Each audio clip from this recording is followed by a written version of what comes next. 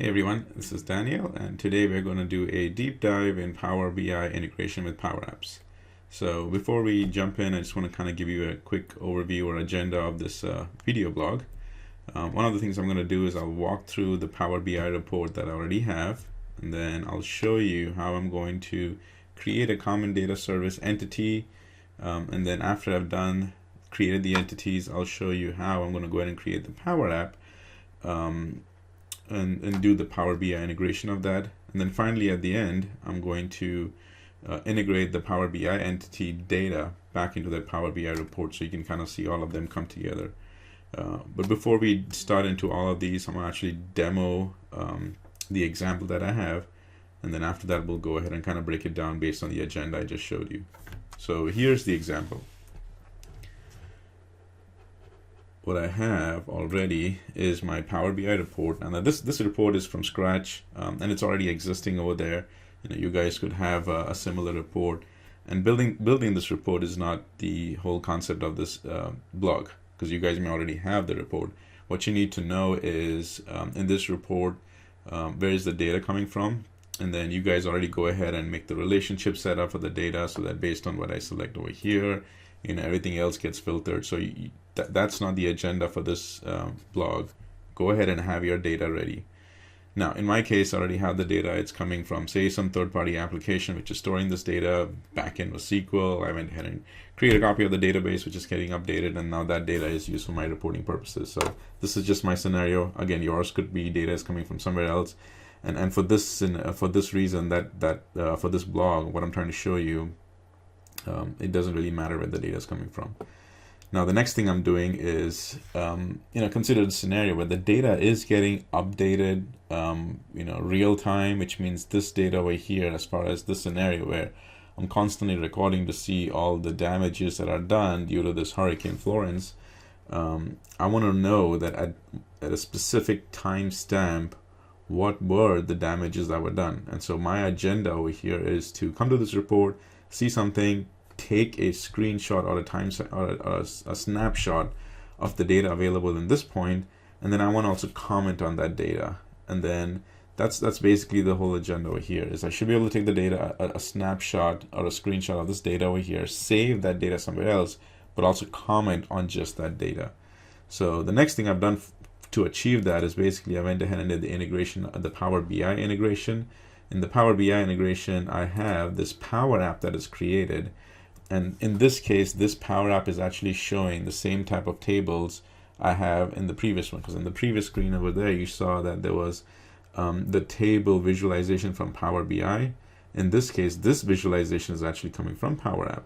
Now, this is Power BI integration, which means anything that I select over here by default affects this information over here. So let me go ahead and actually just select some tables that I want. I'll select a few over here. Keep scrolling down. Basically, I want to just get some data over here, and just consider as a scenario where I'm coming in and I've actually gone ahead and picked all this information, and I see there is some information over here. Now I want to comment on that and also take a copy of the data, because the comment I put in was related to some data available at that timestamp, and I want to save that data. So I'm going to go ahead and now say save. My comment is there is some significant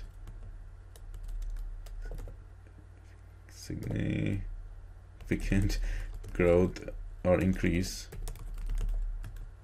in the damage done by Florence.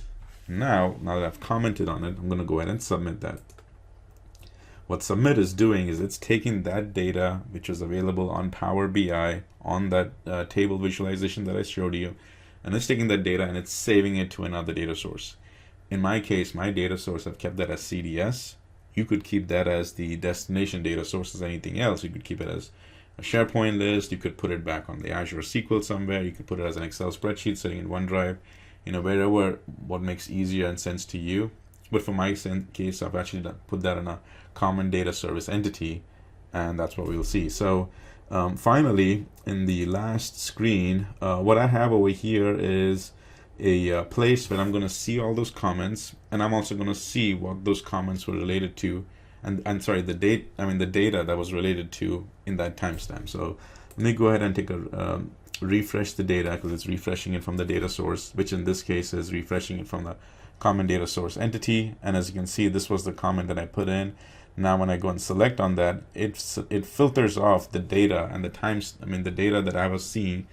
And that's what I meant, was that when I commented on something, I need to see what was the data I was seeing at that timestamp, and this is what it was. So this data now is coming from CDS, where I went ahead and stored it.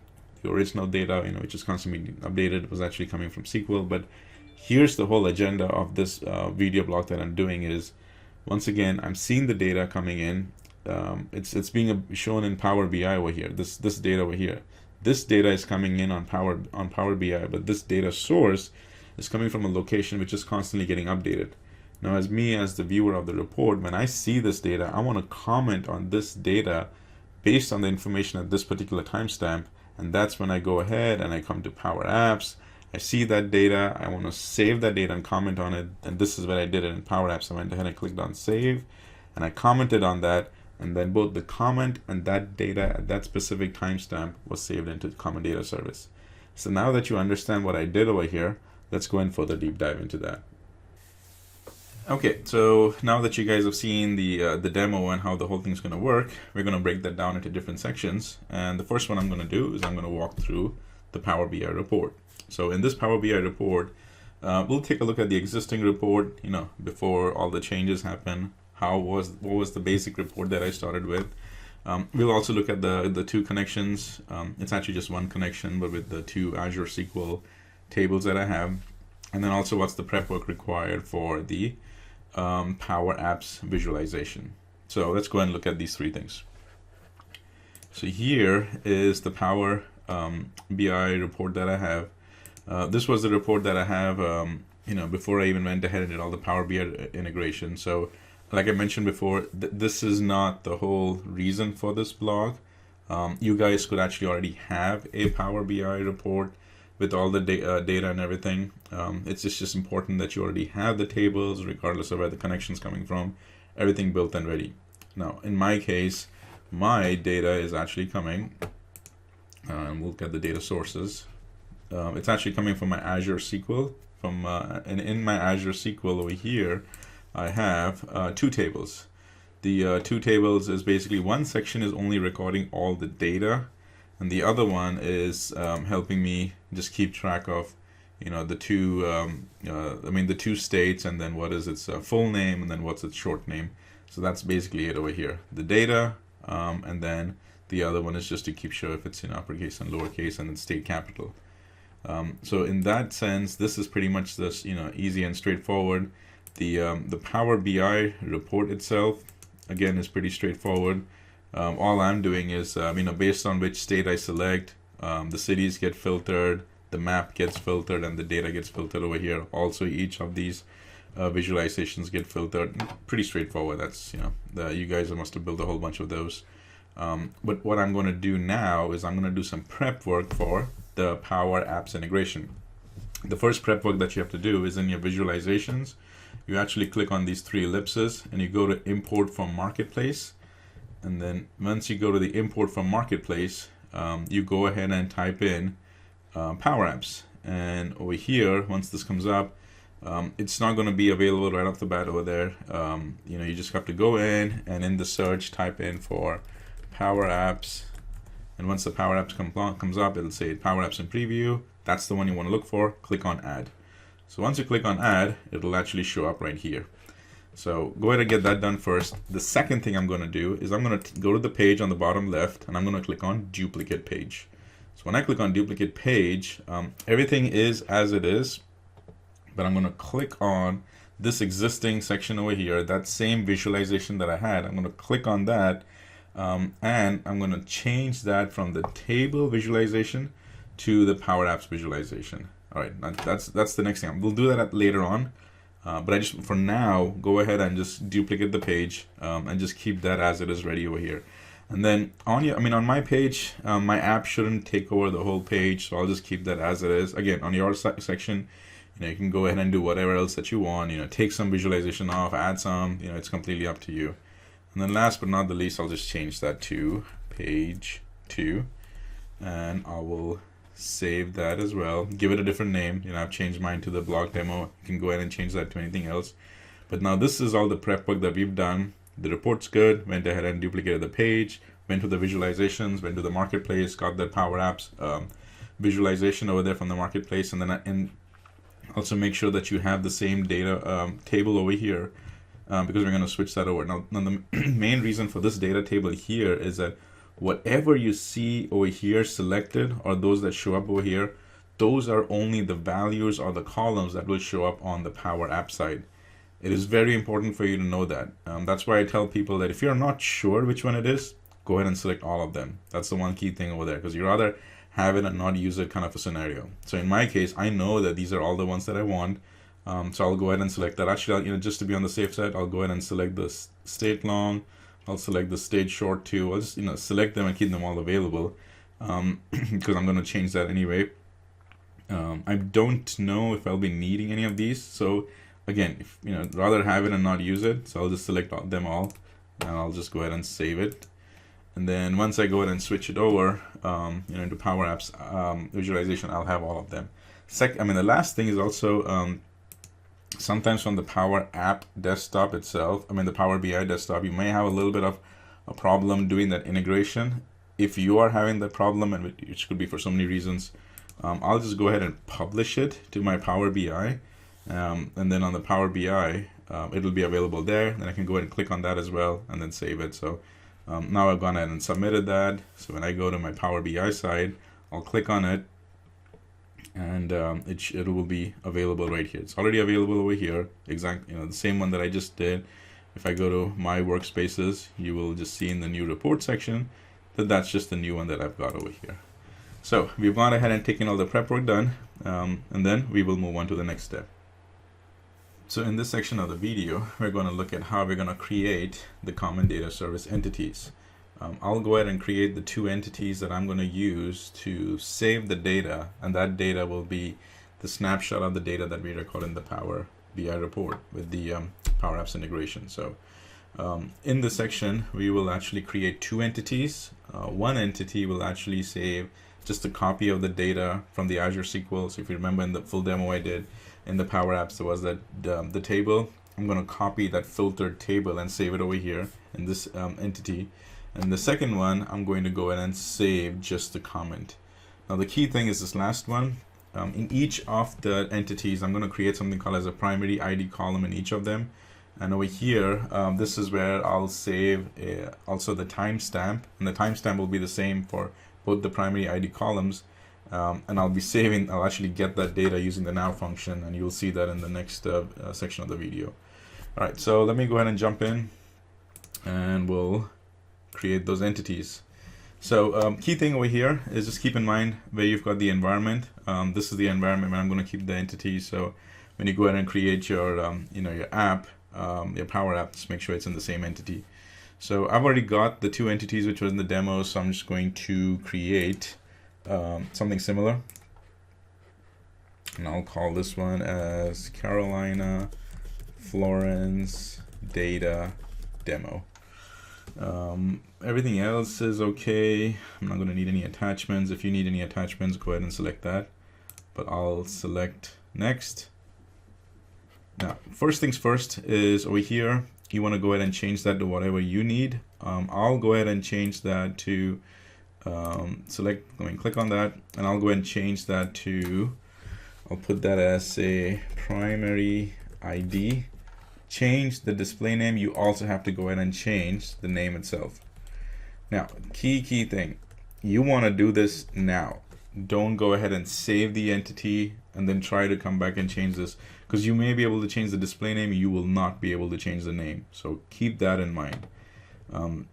Now I'll go ahead and add all the tables over here. Let me do a few of them, and then maybe we just go ahead and fast forward through it, or we'll just walk through, and you can see me do that.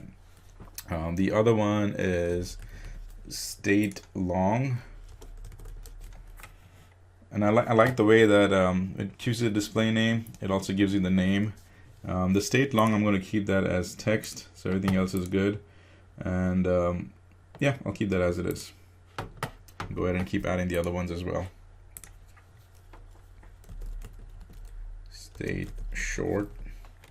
Name is good. That's also text. Done. And that's all I'm doing. Now that I've gone ahead with the text ones, the next sections are going to be where the actual data is being stored, and those data are going to be numerical values. I'm going to use the whole number over here, because the whole number is where I'll be saving full digit ones. I'm not saving any decimal level, up to level 1 or 2. It's just whole numbers, and that's why I'm going to select that data type. So I'm going to say schools, and that's going to be whole number. Done. And I'm just going to keep moving forward. So there's schools, there's hotels. Now some of you may be thinking, is that where are you getting these names? Remember in the previous video when I was showing preparations on the Power BI report for the PowerApps integration, I went ahead and duplicated the screens and I added that table. In that table, I selected all the different fields. Remember when I said that I'd rather have all of them and not use them? That's where I'm getting all the fields that I'm adding over here. Because everything that's going to be, I'm going to take that snapshot of data. That data columns I need to have available in this entity. So that's exactly what I'm doing. That's where I'm getting all these field names over there, because it was from the Power BI side. It has to be the same. Okay, and then I got that. Let me do hospitals. And if you guys, some of you are following along, this is what you can do, is just following and add your own columns over there.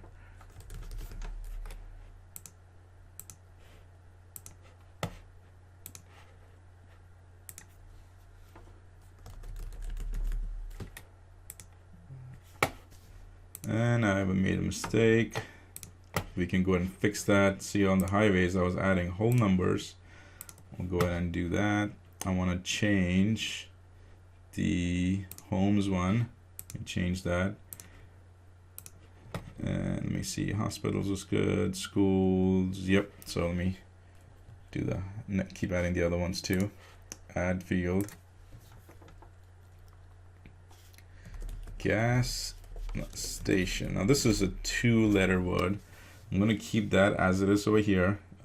Gas space stations. So display name, I'll put the space over there. The actual name automatically gets the space is taken out, which is fantastic how they've done that. But what I want to, later on, I'll actually point out something, but just do one observation over here. The gas, the G was the uppercase, the S was the uppercase, so the name by default became G gas, and the S for stations became uppercase. You see that uppercase over here? You see the lowercase? Keep that in mind, because once the fields are actually gone ahead and the entities, the fields and the entities are created, when we call those entities into Power Apps, what you're going to notice is these will all be lowercase. And you want to keep that in mind, because we're going to have to create that formula to save it. So let me go ahead and finish up the remaining ones. County, again, whole number. Make sure I don't make any mistakes. Nope, did good. County, city, one more left. Apartments.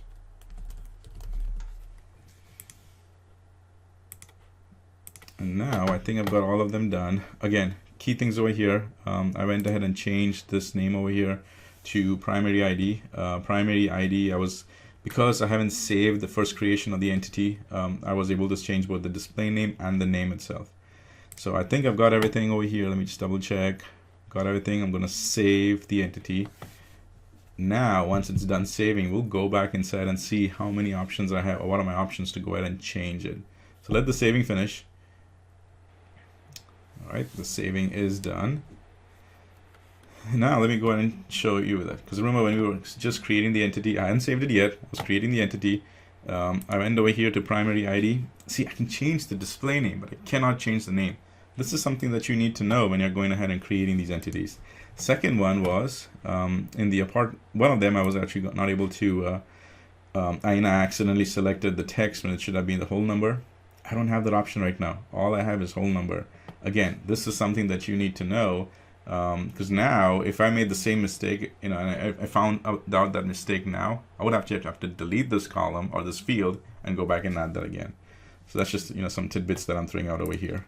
All right, so we're good on this entity. I'm going to go ahead and now create another one, and the other one, I'll go ahead and call that as Carolina, Florence, comments, data, and I think everything else looks good.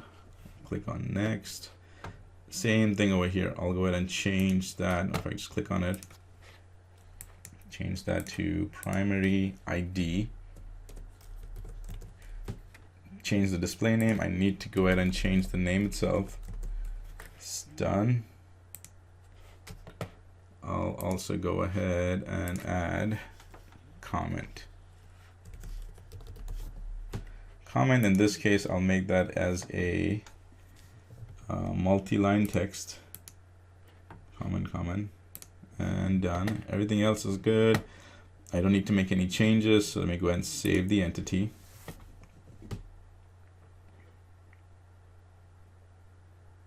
Saving.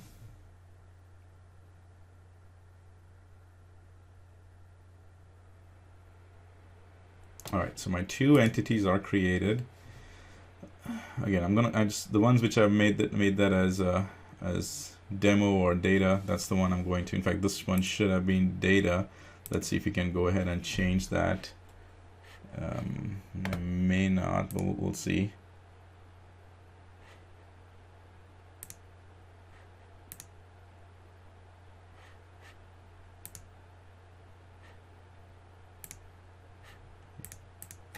Yep, I can. Demo.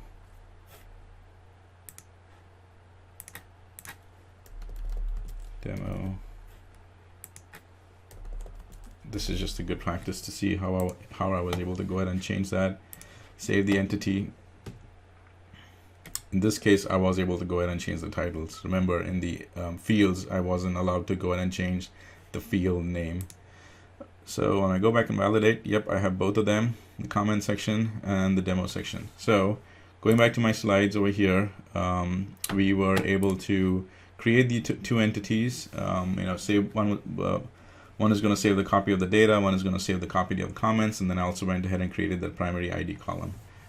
Again, just a quick recap on this one is that make sure that before you even save the entity, you've got actually that primary ID name, both the display name and the column name saved over there, because once you've saved it, you will not have the option to actually change the name. So now in the next section, we're going to spend a little bit more time in creating that Power App, which does the tight integration between Power BI. So in this section, we are going to talk about how we can create the Power Apps using the Power BI integration. We already talked about it a little bit. In this video, we'll deep dive a little bit more in building that Power App, so we'll kind of spend a little bit more time on that. So over here, we're first going to create a blank app, and I'll show you why. And then we'll also go ahead and open up the app from Power BI report. Again, I'll explain why to you. In the app, we'll go ahead and create all the the way the app needs to be, such as features, connectors, galleries, variables, and all that good stuff over there. And then I'll also go ahead and show you how you can save the data to the entities that we just created. So let's go ahead and look into that. Now, before I start there was one little mistake I made before, and I want to kind of show you what that was. It was actually in the entity. I had to go ahead and change two fields. So the fields that I had to change was the city and county. The city and county, I actually had them as a whole number field. I had to go back and change it to the text type, because that's where I'm going to store some names, name of the county and name of the city. If you go back a little before, you'll see that I actually put it as a whole number, but I had to go back and change it. And if you remember, the only option I had after saving the entity was I could not change the actual name. So the only option for me was to delete it and bring it back. So this was, again, I guess on the hindsight, it was a good example for you. The other thing I want you guys to know was that over here, I originally named it as the the Carolina Florence data demo, but when we open it into Power Apps, you might just see this. You may not see the demo over there. but that's basically what it is. This is the one entity that we're calling. So keep that in mind as well. Okay, so the first thing I was going to do was now, before I open the app from or create the app with the Power BI integration, I'm going to create the app over here. But before I do that, I want to actually demo why that's necessary. So let me go into my desktop and Power BI desktop, and I'll show you what it is that I'm trying to do. In fact, I can even do that from online over here. So let me go in and open it up, and I'll show you exactly what it is that's going to happen. So once it opens up, I'll go to my workspace. In my workspace, I'll open up that demo report that I'm using over here, blog demo. And in the blog demo, minimize this for now. Jeez, let me see first here. Yep, in the blog demo over here, when I'm going ahead and editing it, remember if you remember, this was the table that I went ahead and copied and saved it. So in the table here, when I select this, I'm going to switch it now to the PowerApps visualization. It does get switched, and what I'm going to do is I'll make sure that I select that same environment, or you know what, even in this case, let me just save it to that environment. The reason I'm saving it to the environment is because my CDS entities are in those environment. But in this case, let me just go and create a new app. All right. Again, this is just to prove a point. This is not what you want to do, and I'll tell you exactly what you want to do. But in this case, I want to prove a point of the screen ratio. So once the app opens up, I want you to see what are the screen ratios that are available. And that's not what we want. Again, I'm doing this to prove a point.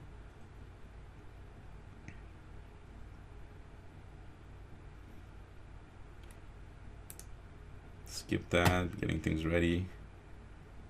It's all good. See, the gallery came through. I got the Power BI integration.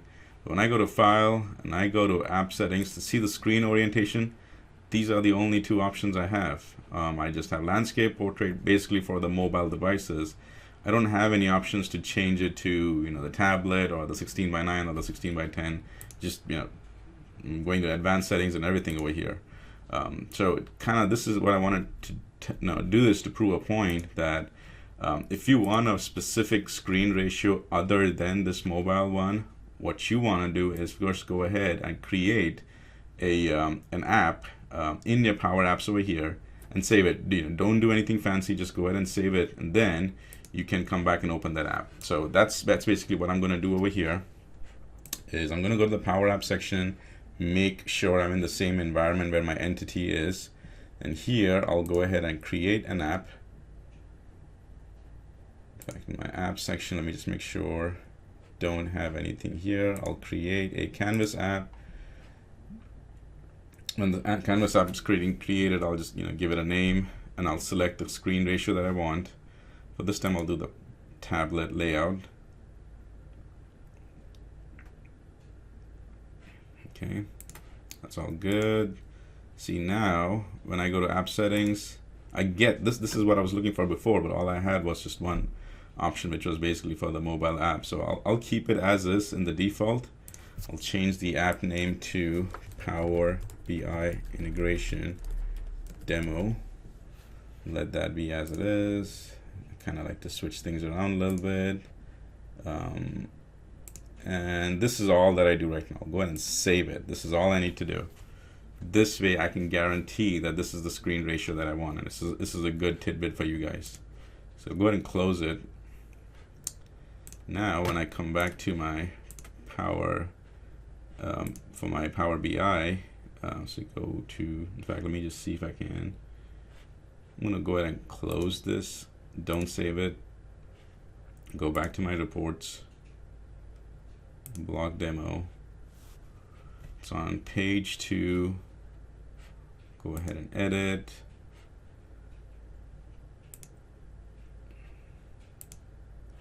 Selected that. Power Apps visualization. Getting my environments, I'll select the customer's environment. That's the one where I selected. I'll choose an app this time, and here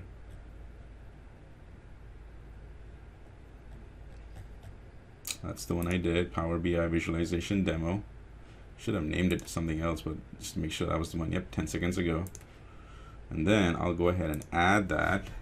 And then over here, I'll say go to PowerApps Studio. Now when I go ahead and open the PowerApps Studio, two things have happened. I get the screen size that I want, and also I get the Power BI integration integration over there. So this was just to prove a point. This is how I can get that screen ratio that I want. All right, same, just to make sure, two things happen. Got the screen that got the screen ratio that I needed, and I got the Power BI integration. So now let's move forward with going ahead and designing it. So that's not it. Let me go to my other app available there. Let's first things first, I'll go ahead and change this to add screen. I'll also make it a little bit more nicer, so put in a top layer, a bottom layer, things like that. It's just for the aesthetic viewing, but again, you don't have to do it that way. I'm just doing it to make it look a little nicer. In fact, over here, don't need that. I need the label one.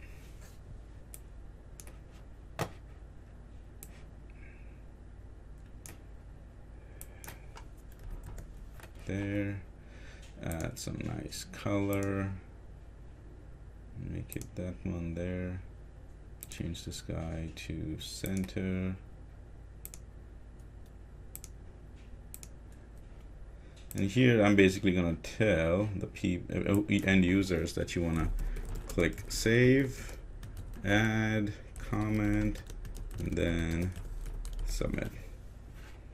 Maybe that font size is a little bit too big, or I can just make that height as 50. That makes it a little nicer. And then bottom, I just copied and pasted, Control C, Control V. And over here, I just like to say, powered by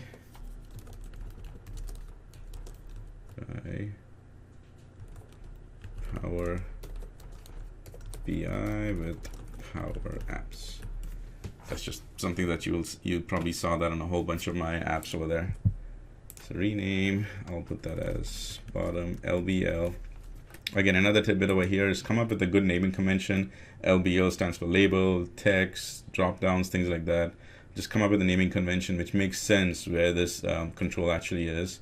And I've seen many people do it different ways. You can go ahead and add, for in this case, the LBL label after the control name. Some people do it before. Whatever works for you, just make sure that you do that over there. And this one is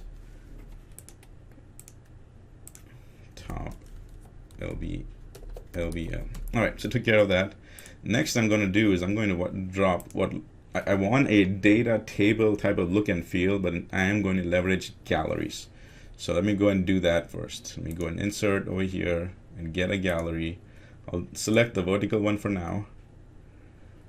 But in the design, all I need is just the title. So that's the design that I'm going to use.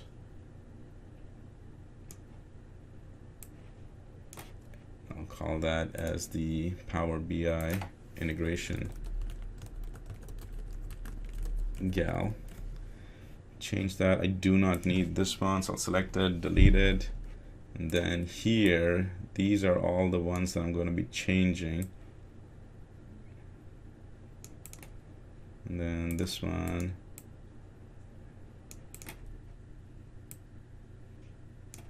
so that's good here.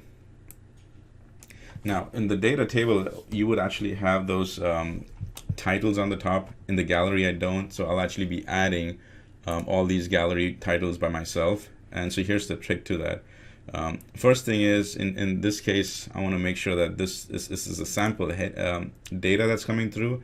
On my side, what I need to do is I need to go ahead and actually add the Power BI integration. So when I do a Power BI integration, I click on the period.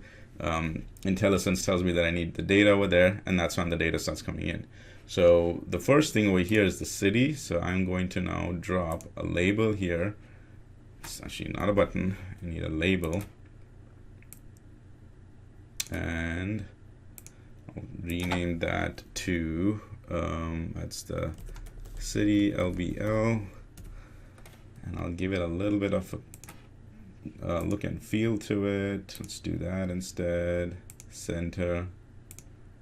And in the demo, you saw that I actually had that whole design. So I won't spend too much time on this, but at least this is how I'll go ahead and do that. So city, and then the next things I'm going to add is county. So I just write Control C, Control V, drop that right next to it, change that over here to county, LVL, change that to county.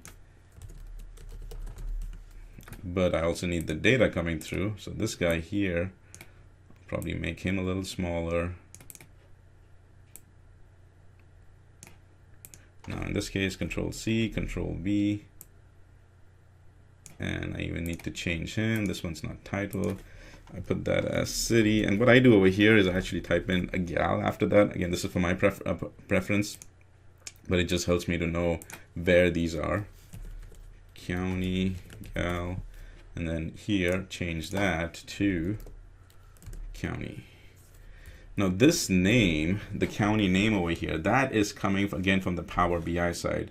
So if I go to the Power BI right up over here, on the website, Power BI side, these are where the names are coming from. So kind of keep that in mind. This is how it is. In fact, just to be more accurate, it's not just this one over here, but it's this one, because if you notice the gas stations over here, there's a space in between gas space stations, but the real column, which is coming from the data source, is gas stations. So this is the name that is showing up over here. This is the name that's showing up in these sections over here. Okay, let me keep going, and I'll probably just put a few labels, but we'll see. County, homes, Control C, Control V. Oh.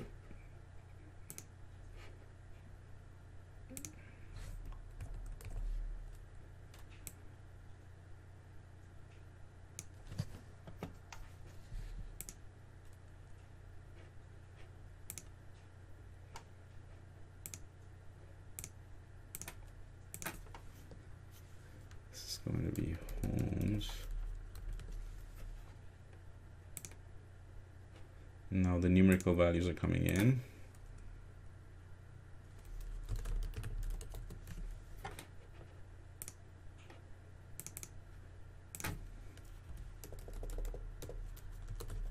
Homes here. This is rename that to homes GAL.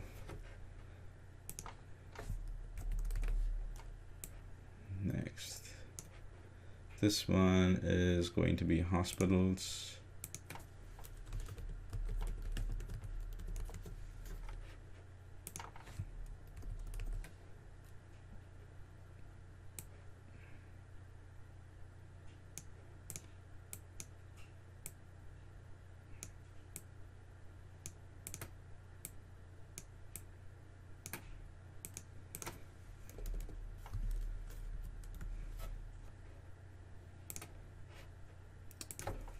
Hospitals.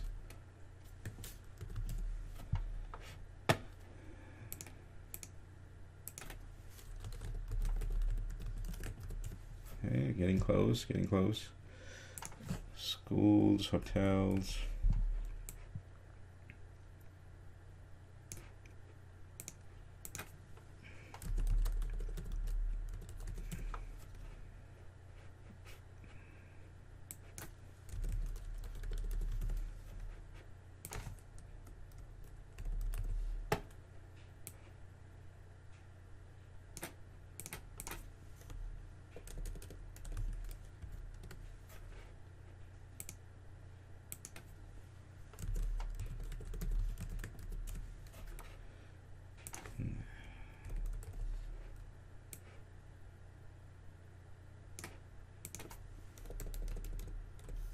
And if you've noticed, sometimes I'm updating it here, sometimes I'm updating it there. I just do that to, kind of so you guys can see that it's either one of them. And some people seem to have preference one over the other. That's completely up to you.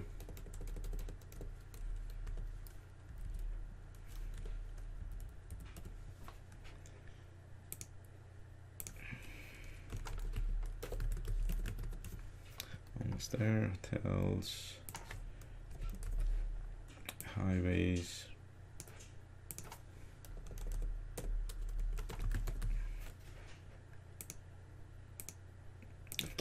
Make sure I keep the names also updated.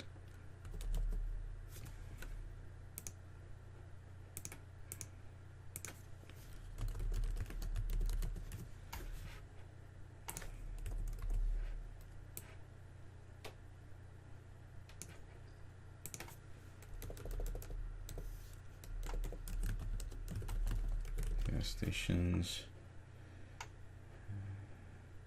In fact, let me go ahead and finish that off as well. Highways.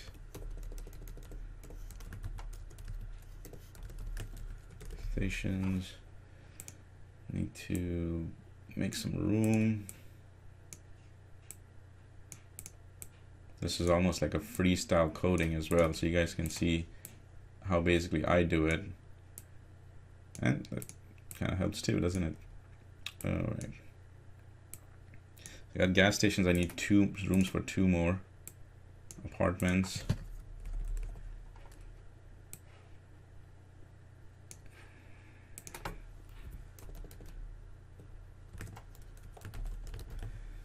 And cars. I think I have enough room.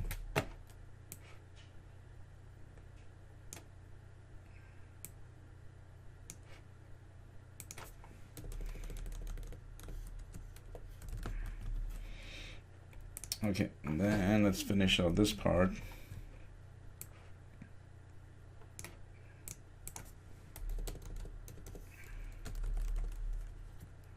Highways. Control C, Control V. Gas stations.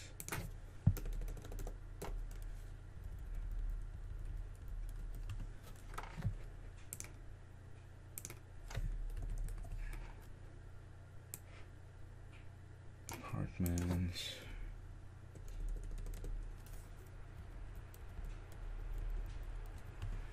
And last, we have cars.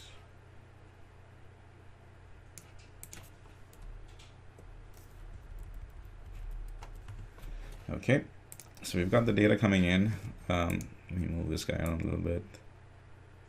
And then last, what I need to do is at least drop a save button over here, and that at least takes good, this view done over here. So that the button is save button. Increase the font size a little bit.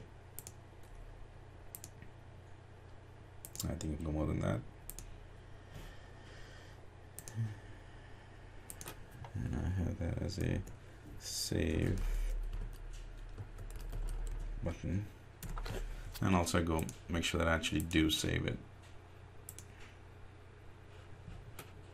Okay, you can go and publish that as well. So that is how I was able to at least go ahead and start working on the ad screen. All right, so one of the things I want to do now in the ad screen is when the app actually loads or starts, I want a few things to happen.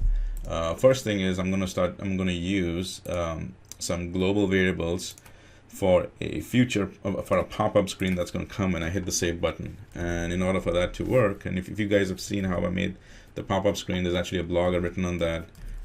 You will see exactly what I'm doing over here. So I'm going to leverage variables. The next thing I'm going to do is I'm going to use the option to do clear collect. And the reason I'm going to use the clear collect is I'm going to collect any data which is already stored in the entities that you just created. The reason I want to do that is so I make sure that I know exactly what those column names are for those entities, because even though I've added the column, the actual column names are all usually lowercase. There's the prefix, and I want all that information ahead of time, and also I can see it. So that's why I want to do a clear collect ahead of time to see how that works. In fact, before I even do that, let me go to view and actually add those connection data sources here. So I went to view, clicked on data sources, and I'll add those two entities. Now I'm already assuming that in this environment you already made a connection to the two entities, so kind of keep that done ahead of time. So there was one demo here and the other demo here. Comments and demos, connect. It says demos, and possibly I spelled that demo and demo. It's interesting because when I came over here, I see Carolina, Florence, data, demos, and over here it's just demo. Oh well, never mind. So do that. And here I'm going to type in clear collect, and I'm going to come up with a variable name. So it's going to be temp collection 1, comma default or defaults. And the first one I'll do is just the data. Close it, semicolon, shift enter, so I can get on the next line. Clear collect, and this one I'll call temp collection 2 defaults, and this one is going to be the comments one. Close brackets, close brackets. So that now if I actually go in and go to file, go to apps, collections, you will start seeing the data come in. You see that the name over here, CR8 lowercase a7 apartments. Now I know what these are going to look like, and I'll be using this information to add my final submit data over here. Same thing over here. I can now start seeing exactly what those are. So just good practice, save and submit, and now we've made the final data connection for submitting the data as well. Next thing is going ahead and creating our actual place where we can put the comment and submit it.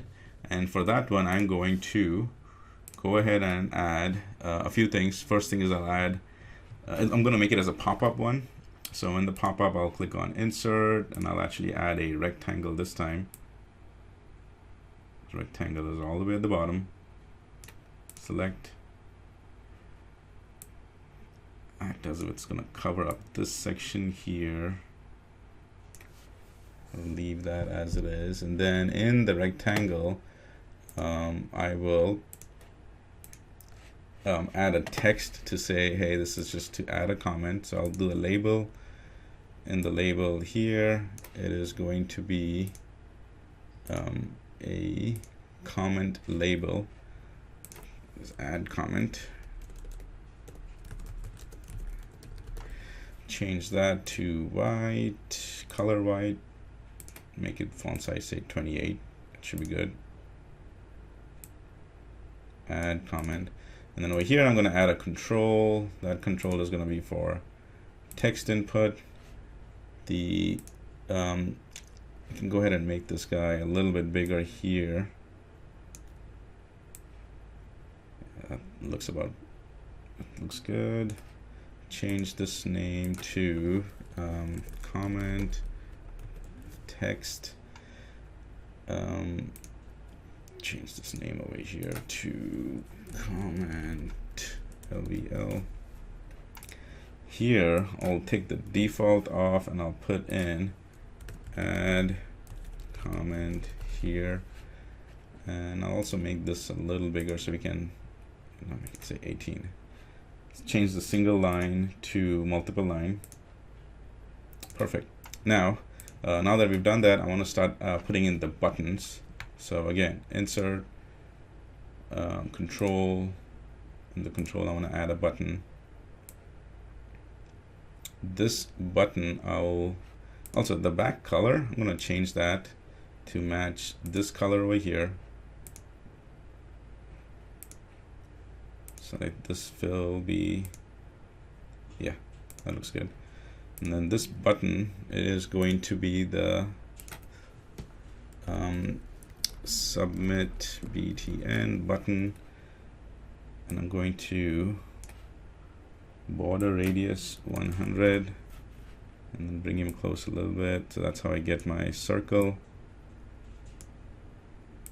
or the circular shape. And if you want to be really accurate, you just make sure that the size of the height is the same. Height and width should be the same. And it's going to be submit. Make his font size a little bit bigger. And then do Control C, Control V, and that's how I'll have my cancel.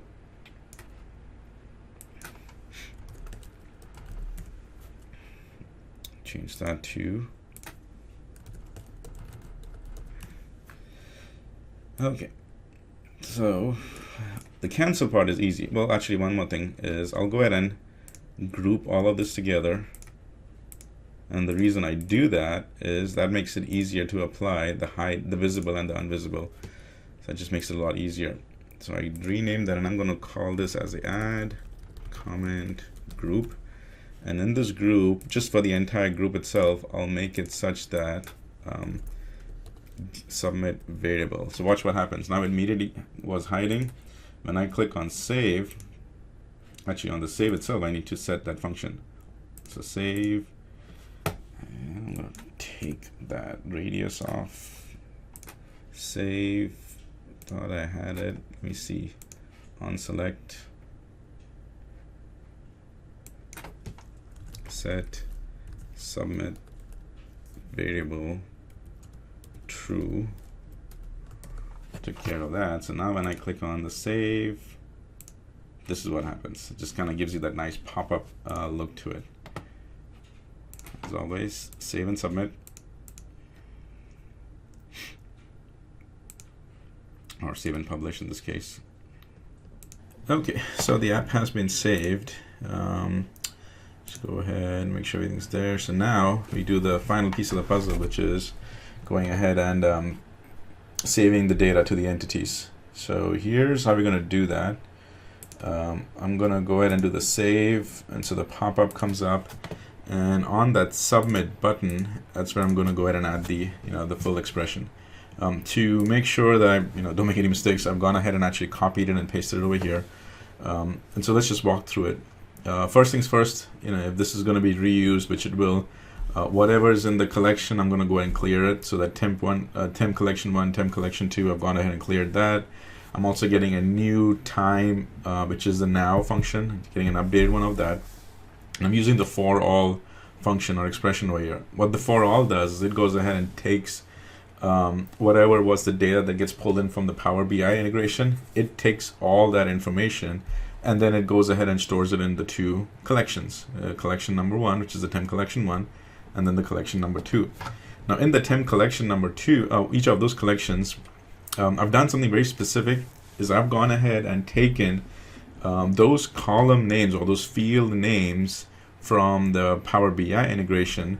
That is what I'm saving it to over here. These names are something that I get very specifically from the Power BI side, and that's also the big reason why I went ahead and got the on the screen load, I went ahead and got that information over here. Now, if for whatever reason you're not able to get those names on those collections, because I know sometimes it can be a little confusing. Each one over here you can't get that, or each one over here you can't get that. I mean, the names sometimes cut off. A quick workaround for that is go ahead and create a blank one, and then just go ahead and drop a collection, however that may be, and add the temp collection over here. And then each one of them, you can get rid of that.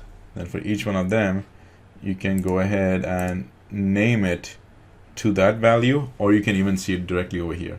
That's how you can get the exact correct names. And just to kind of show you, remember that gas stations I talked about was the uppercase G was the space and the uppercase S for stations. See how it shows up over here? All lowercase. This is the information I am using to go ahead and get these names over here, and you've got to get that accurate. Other thing I want to point out is that the primary ID, to get a unique ID, I'm actually getting the timestamp from the now function. And all I'm doing is I'm anything which got a /, I'm substituting that to a blank. Same thing, if anything is blank, I substitute that, so on and so forth. That way I just get the numerical value. And the AM and the PM will also be there, but the key thing is it'll be a unique one because the time keeps changing. Whatever I get over here, I also go ahead and get the exact same one for the collection 2, which stores the comment. And now I've got the way to set up that relationship between the two tables. So let's go ahead and copy this. I already went ahead and updated the collection names over here. So if I've got everything right, if I do a copy and paste, I should get rid of the screen over here. In the screen on the submit button, if I just paste it, everything should be good to go. I should not have any red squiggly lines. And I don't, which means I'm good. I also set the submit variable to false, which means the pop-up will close. Go ahead and save that. Also go ahead and publish it. Let me just test the cancel one, so that worked. All right, so let me go ahead and now actually close this as well, and we'll do a quick test, and we'll also check to see if the data is coming in to the CDS entities.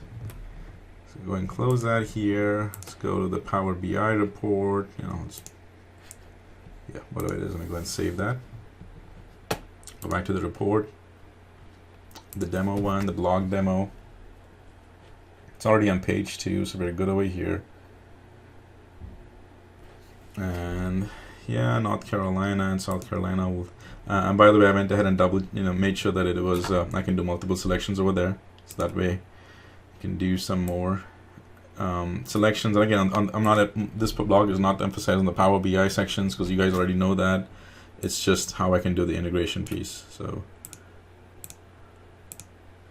all right, I got enough information over here. Go ahead and save it. In fact, let me just see what the data is. Glad to see. All right. So far, it looks like the schools have the least amount of damage. There. Go ahead and submit that. I can see this happening, so it looks like data is getting stored. We'll just validate that in a second. Let's validate that. Let it get saved. It's taking the data which we saw on the selections. This data over here. It's going ahead and storing it in the CDS. Let me just go back again, reports again, and we'll save some more data. That way we have a good chunk of data to create our reports in.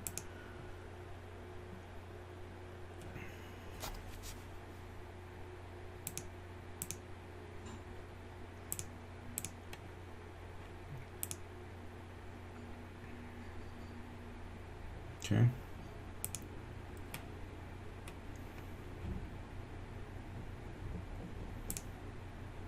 Let's just do for South Carolina. Any data, we've got something for Jackson here. Also gone ahead and save some, get some other information. Let's go all the way to the bottom.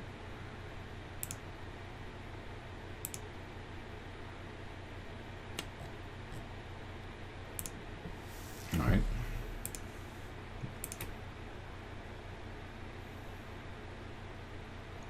Okay. Say significant damage to the homes and hotels. Submit that as well. All right, so now we've got 2 different timestamps, which is going to be our primary ID, and we've also gone ahead and saved some data. So now let's go to our Power Apps. In the Power App, I'm in the correct environment, and let me go ahead and see my entities. Let's first see data. In the data, when I select it over there, there's data definitely come in. I'm going to change the view over here. By default, it's that view. Let me change it to all fields. And you can see all the data is coming in. Another interesting thing you can see is my primary ID is coming in. So I'm getting good, unique information over here. But let's go check out the comment section as well. On the comments, data. In this case, I should only see 2 of them. It's not. So let's go and see. Let me refresh that one more time, see what happened.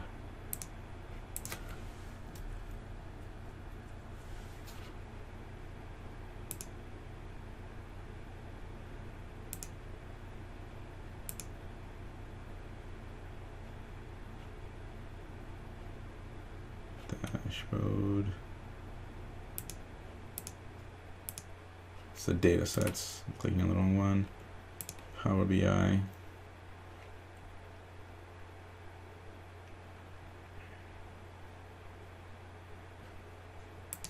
Try that one more time.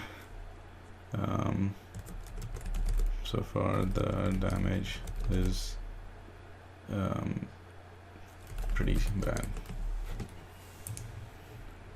this case, the submit is going through. It could just be that I didn't give that Power BI, I mean this section over there, enough time to refresh. So let's see. Oh, and that's why I'm looking at the wrong place. It's in the entities. I need to go to the Florence demo comments. Yeah, my mistake. The data was still coming through. I just put it in the wrong place. But we just did another test. So previously I said there should be only 2. In this case, now there should be 3. Perfect. The data is coming through. You can see my comment over there.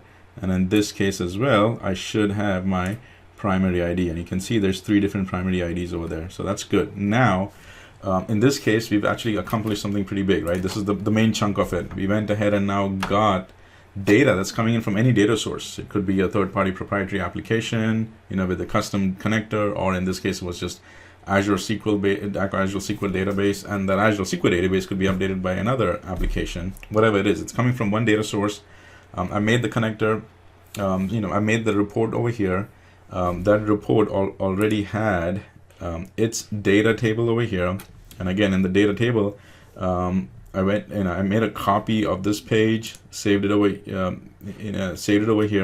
In the data table which I had in that visualization, I went ahead and selected as many fields as I could potentially need, selected that visualization and switched it to the Power App. And then when I went into Power Apps, I was able to do all the designing that I showed you over here. So in the next section now, I'm going to go ahead and now get that data from the CDS and just go ahead and show that to you. Okay, so in the final section over here, I'm going to show you how to add the common data service entities to the report. So at first I just thought it was a simple way to go to add data sources in the Power BI report and get it, but there's actually a little bit of information you need from the entity side. That's why I kind of thought I'll at least show you this section as well. The report by itself is going to be simple, but I at least want to show you how you can get the data. So that's basically what I'm going to do, is I'm going to show you how you can go ahead and get the common data service connection to the existing report. I'll also make sure that we can confirm or create any relationships that we need between the 2 CDS entities.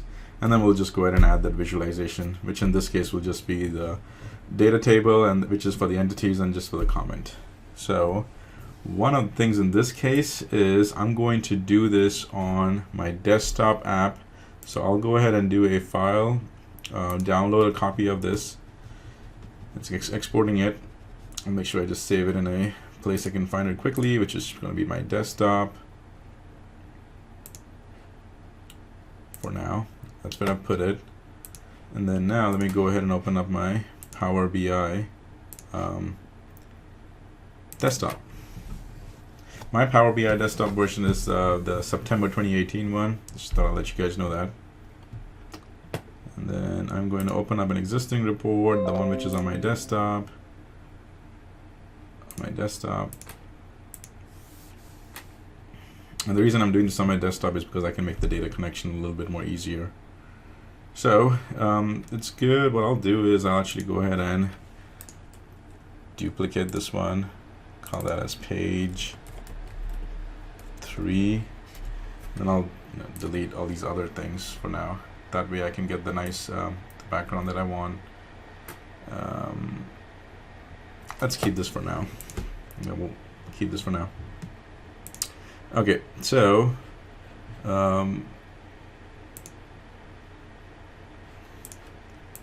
in the first thing I want to do is I'm going to now go and create my data connection. Now to create the data connection, you need to know this section over here,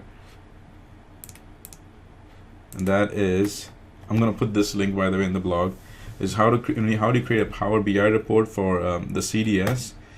What you need to do is first you need to go to the Power App. In the Power App you need to go to the advanced visualizations, and basically you need to get this URL from there. So that's what we're going to do. We'll go into our Power BI, our Power App. In our Power App, I'm going to go in here, going to go to Advanced Customizations. In Advanced Customizations, we were told to go to the Developer Resources, and in the Developer Resources,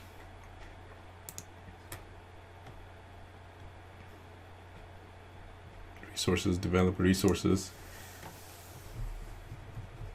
And keep a close eye on this URL, because that's what we're going to need. Right now it's still loading the application, so we're going to wait till that URL gets updated. And there you go. The URL did get updated. As far as the documentation goes, it just says that go ahead and get in. Whatever is before the CRM is going to be your environment ID. So that's what I'm going to do. I'm going to copy this entire URL. I'll do a Control C, and now I can come to my to my Power BI desktop, and just once again to validate. You come in over here, and then you're going to use the one which is for the Common Data Service for Apps. It might still be in the beta mode, but that's the one you want, and then you would drop in your URL. So we're going to go in, it's Online Services, Common Data Services for Apps. Go in here, in that, you need to pin this, home, get data sources, more, what's Online Services, it's still Common Data Services for Apps. So we click on that, that's fine. I'll continue to use the preview connector, and then we drop this over here. I don't want anything on the advanced settings. I think I'm good. Authentication, all that, all taken care of in the model. Actually, should have even clicked on the custom entities, but we'll see. Yeah, it doesn't show up over here, so it actually does segregate what's in the common data model, the CDM, and then it shows what's our custom entities. I kind of like that it goes ahead and separates the two of them. Okay, so I did the demo one here, and then it still remembered the first name of the column, because remember I said that I put in the comments and data, but I went ahead and renamed it to demo. It still remembered the first one, which is fine. So I selected the two. I'm going to go ahead and load it. It's going and updating.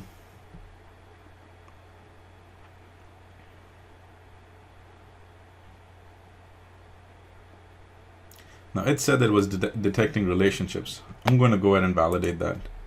So when I went over here, I'm going to set up that relationship between the two ones over here. And that's pretty neat because it's pretty accurate. It's went ahead and set up the relationship, which was the primary ID to primary ID. And that's exactly what we needed. So it's perfect. In this case, we could probably go and set up another relationship. We'll see. I'm going to do the, let's see, you know what, I'm going to skip that for now, because all I have is the, yeah, I'll skip that for now. But let me drop now the visualization. First visualization is going to be actually the comment area, so yeah, I could do that too. In the comments, I am going to do the actual comment, and the comment is right here. So this is what I'll do. And the comments, make it a little bit bigger. It's right here, so I'll go ahead and change that to comments. Let's see what else we can do for the style is good. Change the style up a little bit. Column headers, definitely want to increase the size over there. And then the actual values itself, I want to increase that size as well. Okay, that's definitely doable. And then I'm going to drop another table, and this table is going to be the actual data. So in the data over here, I can drop a few things. I'll select a few columns. I'll definitely do the state long, state short. I'll go ahead and drop in the city, county. Let's do homes, hotels. What else? I can do highways, hotels, schools. Yeah, this is actually a good place to stop. Now, I can always go back over here and change it to, you know, the actual column names that make more sense. So that's where you do that.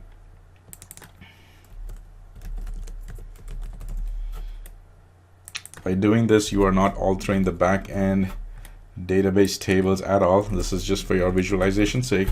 And this is again great because you can make the tables a little and the column names a little bit more easier to look at, and no spelling changes whatsoever.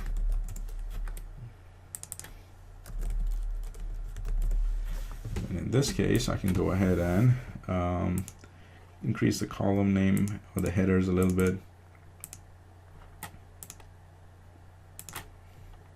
Same thing here.